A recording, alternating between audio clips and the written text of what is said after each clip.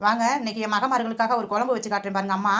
இன்னைக்கு இதுக்கு தேவையான பொருள் வெள்ளைப்பூடு தாங்க நிறைய வேணும். பாருங்க கொஞ்சம் வெள்ளைப்பூடு நிறைய உரிச்சு வச்சிருக்கேன். நெத்திலி எடுத்து வச்சிருக்கேன். தக்காளி, வெங்காயம், பச்சை மிளகாய், கருவேப்பிலை அவ்வளோதாங்க இதுக்கு தேவை. கொஞ்சம் இது எப்படி குழம்பு வைக்கலான்னு வாங்க பார்க்கலாம். பாருங்க கொஞ்சம் நல்லா நிறைய எண்ணெய் விட்டுக்கணுங்க. கொஞ்சம் வெந்தயம், கொஞ்சம் கடுகு இதெல்லாம் போட்டு நல்லா பொரிய விட்டுட்டு நெத்திலி அதில் போட்டு நல்லா வதக்கிடுவோங்க. கொஞ்சம் நல்லா வதங்கட்டும். அப்புறம் வெள்ளைப்பூடு கொஞ்சம் போட்டு நல்லா வதங்கிடட்டும். இப்போ நல்லா வதங்கிருச்சு. அப்புறம் வெங்காயம், தக்காளி, பச்சை மிளகாய், கருவேப்பிலை இதெல்லாம் போட்டு நல்லா எண்ணெயிலே வதக்கிடுவோம். நல்லா எண்ணெய் பிரிய நல்லா வதக்கணுங்க. நல்லா வதக்கிட்டேன் பாருங்க. இது நல்லா வதங்கினதுக்கப்புறம் நம்ம தேவைக்கேற்ப நீங்கள் என்ன குழம்பு பொடி போடுறீங்களோ அந்த பொடியை போட்டுக்கலாம். இப்போ அம்மா நான் போடுறேன் பாருங்க. நான் வீட்டில் அரைச்சி வச்சிருக்க குழம்பு பொடியும் காரத்துக்கேற்ப தனியாக மிளகாத்தூளும் போட்டிருக்கேன். இதை போட்டு நல்லா வதக்கிடுவோம். நல்லா வதங்கிடுச்சு. நல்லா தேவைக்கேற்ப உப்பும் போட்டுக்கலாம். சூப்பராக வதங்கி பாருங்கள், எண்ணெய் பிரிஞ்சு மேலே வந்துருச்சு.